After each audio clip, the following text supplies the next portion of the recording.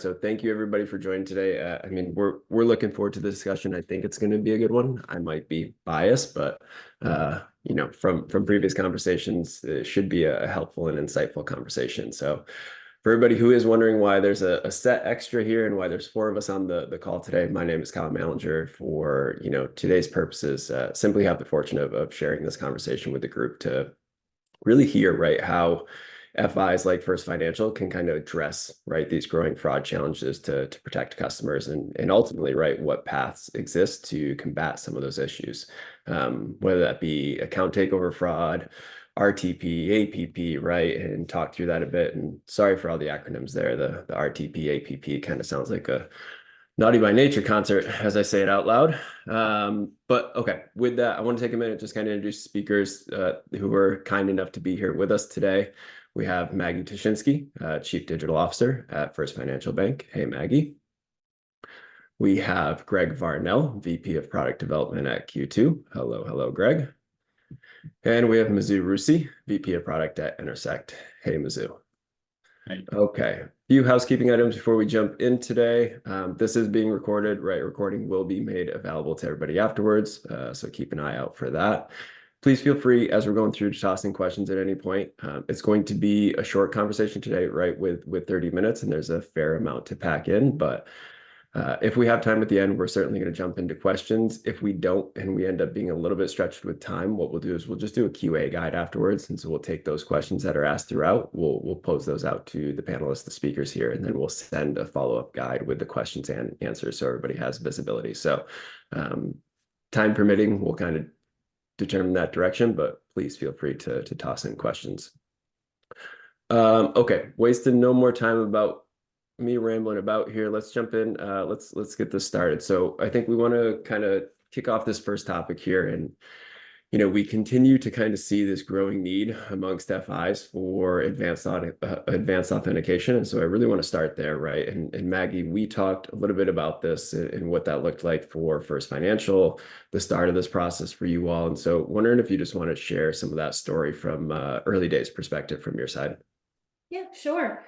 So, really our story at First Financial is probably no different than most other financial institutions. When we were a small regional bank, protecting our customers and managing fraud was manageable. But what happened to us is in 2021, we passed that $10 billion in assets threshold. And then in early 2022, we introduced Zelle, and it seemed like the combination of those two things really kind of put a target on our backs and really our customers' backs as well. And we started to see a huge uptick in fraud and in various scams being that were targeting our customers.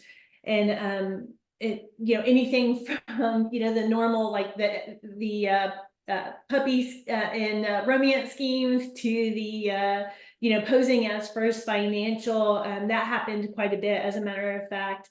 And what we saw was that the old password and one-time passcode way of preventing access just wasn't effective anymore, because customers were giving away their information, especially in the scenario where they thought they were communicating with First Financial Bank, because we just really had developed such a strong, trusting relationship with our customers. And they just weren't prepared for these bad guys coming in and doing a pretty good job of posing as First Financial Bank. We made some big strides in 2023 to help protect our customers and manage fraud. But in order to do that, we introduced a ton of friction. And so we started to make it really difficult to bank with us digitally. And we realized that while we were protecting our customers, we really weren't fully doing right by them. So we really wanted to look at solutions that protected our customers as much or even more than we were already, but really took the work away from the customers and put it on us. Perfect. Thanks, Maggie. And love that line there on the puppy and romance schemes. Listen, I once thought I was getting a French bulldog too, but turned out not to be. Okay, Greg, I want to turn to you quick from early days again perspective, from the Q2 side, kind of what this looked like, working with First Financial and Entersekt, and kind of how that came to be. Yeah, I think, from the Q2 side, we see this challenge with a lot of our customers. First Financial obviously isn't the only one going through it, but it's always a little bit unique and different. And so We were super excited to work with Entersekt and First Financial on this challenge. I think one thing that's unique about Q2 is our platform is designed to be extendable.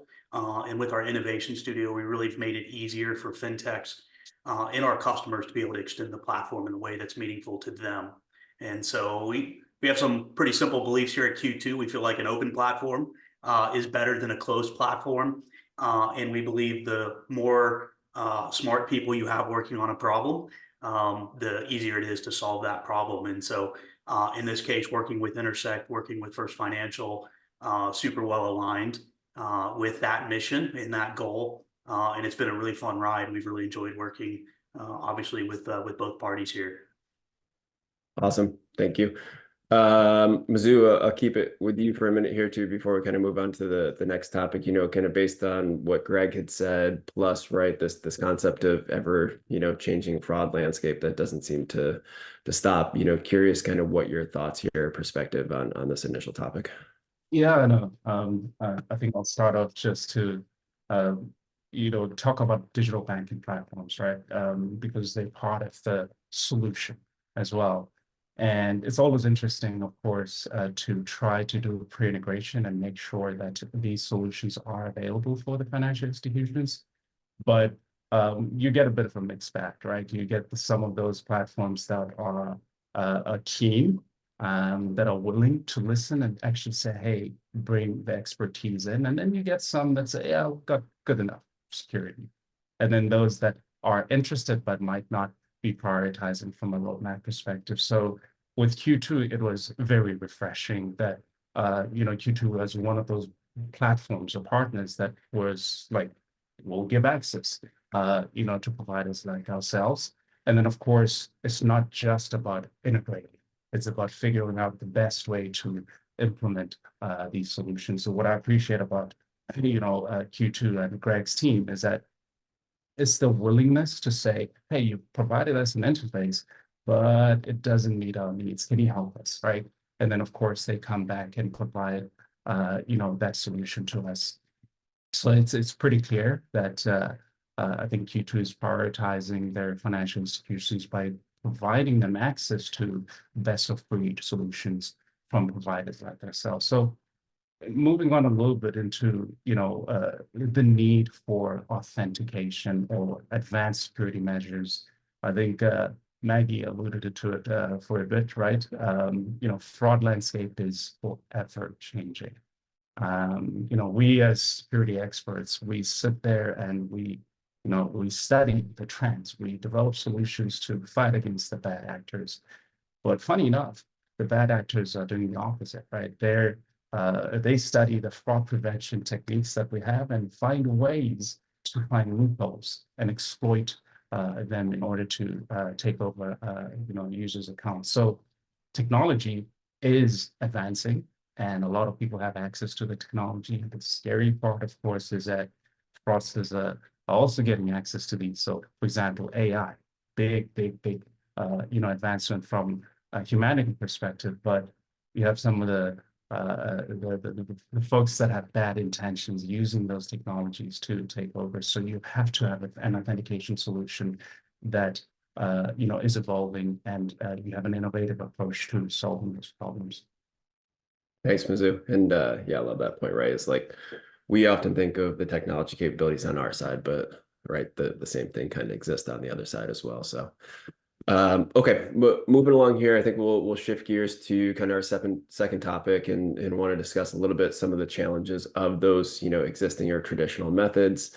It often feels right like it kind of goes hand in hand with the need for those advanced measures, but I want to get a little bit more in depth on the specifics that really drive those needs, right? And so Maggie, sorry to put you on the spot again here first, but I wonder if you want to take us down, that rabbit hole, so to speak, of some of those challenges. You had mentioned Zelle, transition of an asset class, or whether it's just OTP, right, kind of being a primary authentication method. I'll give you an open floor here to kind of talk through that. Okay. Well, as I mentioned previously, we have very trusting customers, right? And so we were finding, as an example, that customers were very willing to give away their information because they thought, in fact, that they were talking to First Financial Bank. So, first thing to mention is we did everything we could to educate and communicate with our customers that we would never ask for certain information. It got to be, I think it must be that it just became noise, right? Because customers were no longer paying attention to it. They were giving away information that we explicitly tell them in multiple forums that we're not going to ask for, including login credentials and one-time passcodes.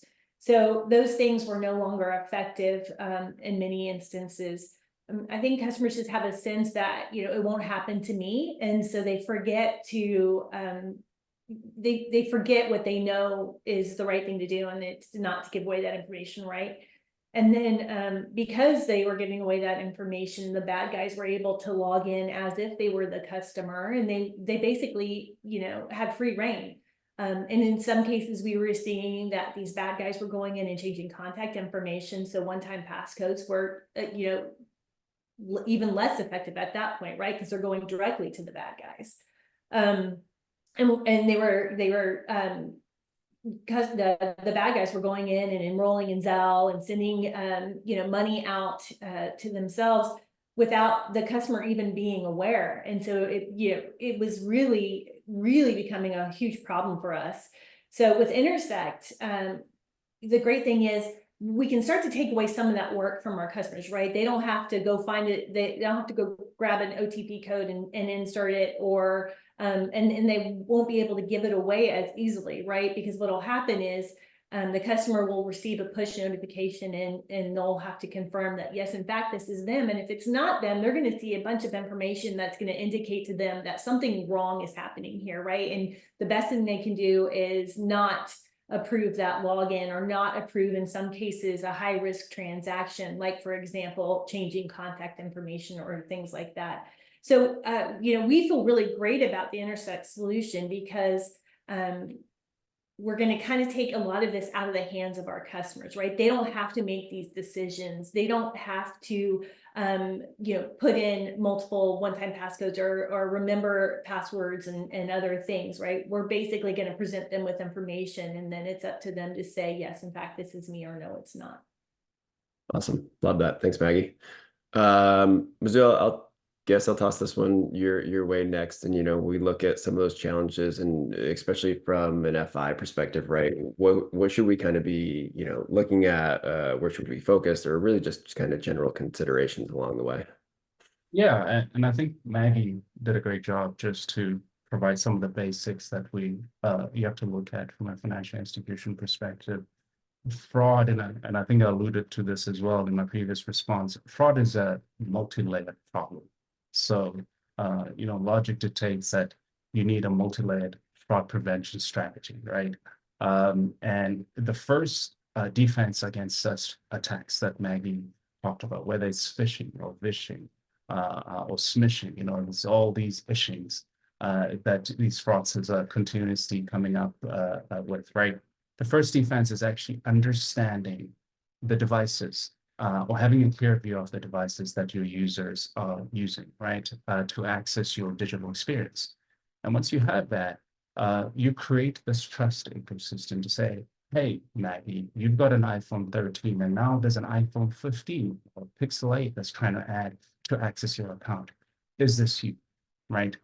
Or Maggie, are you trying to do a password reset from this browser, from this location, right? You start to give context to the user and giving back that control, as Maggie has mentioned. But it doesn't stop there, right? There's, with the solution, as Maggie mentioned, there's the ability to gather signals, right? To say, hey, this device is located in Atlanta, and this login is being attempted from the West Coast. Doesn't Zoom typically do something like that, right? Doesn't make sense. So you can take corrective action as part of that. And then it can drive these user experiences. So, and fraud prevention is a journey. So there's a lot to consider, including not disrupting the user experience. And then, of course, choosing the solutions that you're going to implement, right? With the understanding that there isn't a silver bullet per se, right? There's user preference, understanding what the user prefers, what devices they're going to use, what channels they're going to come through. So, the advice from an Entersekt perspective would be that FIs should immediately look at ways to move away from that legacy authentication mechanism, because we talk about one-time passwords. OTP was introduced over 2 decades ago, right? And I used to work for a carrier where I was working on the SMS side. That was meant just to do messaging. It wasn't meant for authentication. So you won't see a lot of advancements from a fraud prevention perspective there. So you have to look at ways to fight against these attacks, because the fraudsters have perfected the techniques and targeting these systems that are still reliant on legacy authentication mechanisms. So I think it's very important that we start at the basics, and then we can build and drive in better user experience once we know the user preference and the devices that they use. Awesome. Thank you. Greg, I'll park this one with you last, right? Again, from the Q2 side, I think probably an interesting perspective just in terms of what you all have seen over the years, both, from a fraud, right? An evolution fraud perspective, and then from a market perspective as well. Yeah, for sure. I don't want to just echo everything that Maggie and Mzukisi said. They're both absolutely correct. I think having been a company that's 20 years old and was one of the first to, offer one-time passwords on our platform, obviously there's been a lot of change since then. And, the fraudsters are changing quicker and faster than anybody. And so it's very difficult for a provider like Q2 to be able to provide a single solution that meets the needs of our very large, unique financial institutions. And so, each institution has a different level of customer friction that they're willing to allow in a different risk profile. And so we have some pretty amazing solutions on our platform, preventing money movement fraud and things of that nature, where Q2 is in control of that money movement. But I think, recently we've seen a lot of third parties begin doing money movement, such as Zelle. And so that's removed some of the effectiveness of the tools that we have in place with, for money moving on our platform. And so, utilizing third parties such as Entersekt that specialize in fraud are able to move more nimble than we can in our platform and our product. I think it'd just be super naive of us, to think one size fits all is going to work for every single one of our institutions. And, we'd have to be pretty arrogant to think, we have all of the solutions. And so we love when our customers come to us and say, hey, I found this other solution that I feel like really meets our needs and addresses my concerns. That gets us very excited, and we're super excited to be able to participate, in that solution for our customers utilizing our platform. And so, it's going to continually change going forward for sure. For sure. Yeah, I mean, it is the reality, right? Is there's all different kind of makes, models, and scenarios across the landscape, and it's hard to fit one solution into everyone there. So appreciate that context. Okay, I think we got about 10 minutes left here. A few topics we want to still get through, so let's shift over to talk a little bit about customer trust, loyalty, right? It feels like we kind of missed the mark of the webinar if we didn't talk about this all from the customer experience standpoint. How do we really cultivate customer trust, loyalty, and satisfaction?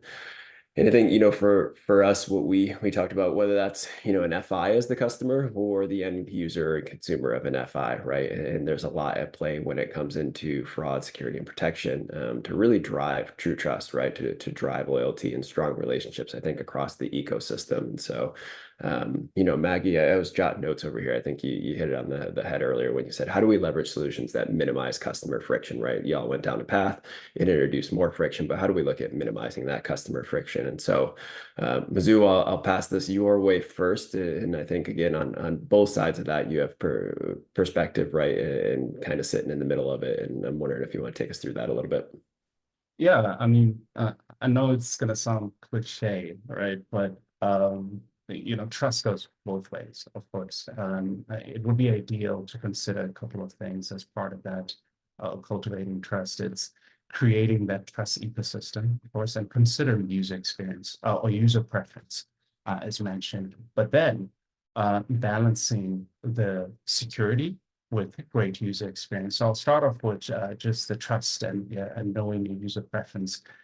If you want to address the role of trust in the banking sector, you have to consider the fact that it becomes clear that in the heart of the matter lies the user experience and the assurance to the end consumer that, hey, we're protecting. And some of our observations, and we operate in a global context, right, as Entersekt, we've noticed that the FIs will give us stats around the fact that 65 to 80% of the users actually prefer engaging through the mobile banking app over traditional channels like browser. But it doesn't mean that you have to focus your fraud prevention on the mobile app side. You have to find ways to converge the user experience across these different platforms and channels that customers would actually, engage in.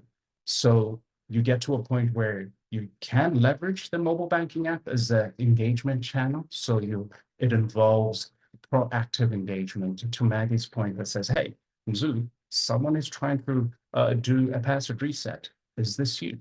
Giving the full context to the user, to make a decision. Someone is trying to log in on a mobile app, and this is the device that this person is using. Do you want to trust this device? So balancing that UX is quite important as well. And it goes beyond that, right?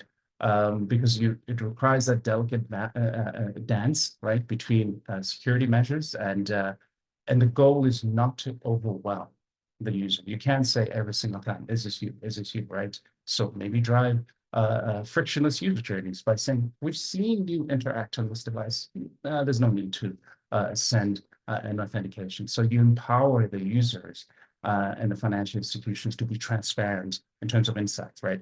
Which interactions are authenticated, which ones are not, which devices did the user actually use to authenticate these transactions. So you have a clear understanding of what is actually flowing through the system. So in conclusion, I think I'd like to mention that cultivating trust in the context of banking experience it intertwines with robust fraud prevention, but more importantly, with empathetic understanding of the user experience. So that you can have this holistic approach in safeguarding your consumers.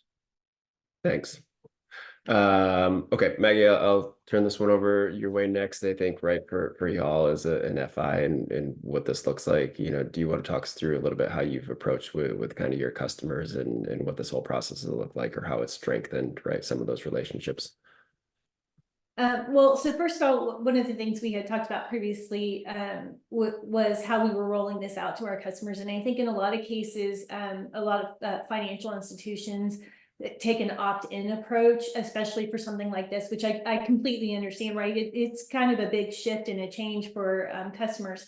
We took a different approach. We decided that it's really our responsibility to be the expert in this case, right? To protect our customers, and our customers really look at us to be that expert when it comes to banking securely on digital and on mobile. And so we took an opt-out approach. We're forcing enrollment except under certain circumstances.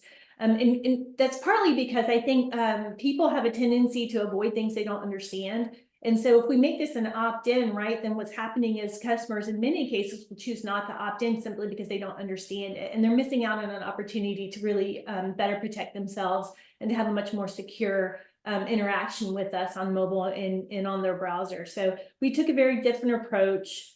And I kind of liken it to visiting a branch, right? So when a customer has enrolled into Entersekt and we now have a relationship with them through their trusted device, when they come to us to do their banking online or on mobile, we can basically wave at them and say, hello, customer, welcome to the bank today, come do your business.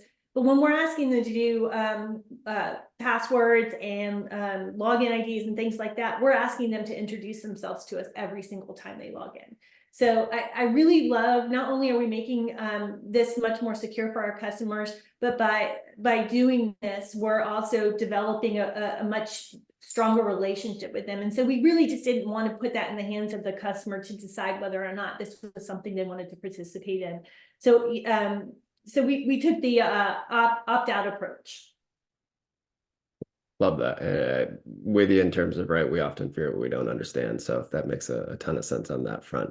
Okay, Greg, I'll keep this one with you here before we move on to topic 4 here, last topic there. You know, from a CX, customer experience and integration and technology perspective, certainly an area, right, Q2 places a heavy emphasis. You've talked a bit about it.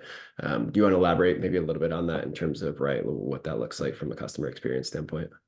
Yeah, I think, it's critical that the user experience is paramount and delightful, and the users enjoy interacting with the apps. And the innovation studio, we focus on that up front, that the user experience has to feel a part of the experience and not a bolt-on or just an add-on option.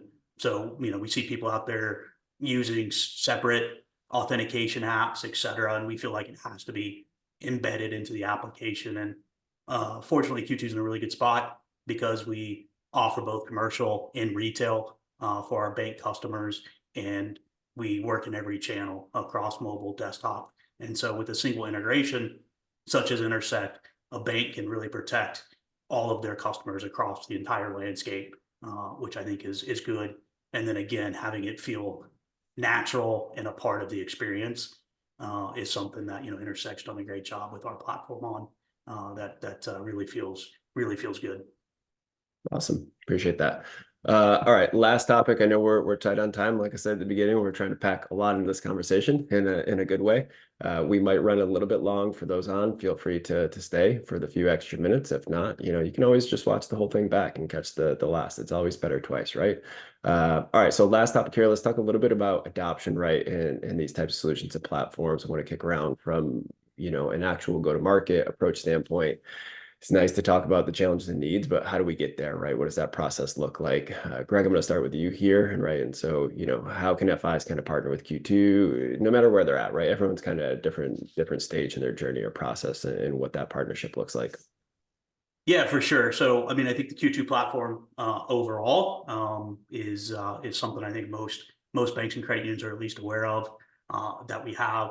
The innovation studio that we're talking a little bit about today might be a little unique. And so I think the goal is that, Q2 has about 150 fintechs that are integrated with the Q2 platform through this innovation studio. And so some partners like Entersekt are available for our customers to purchase directly from the vendor. And then Q2, we just kind of try to stay out of the way.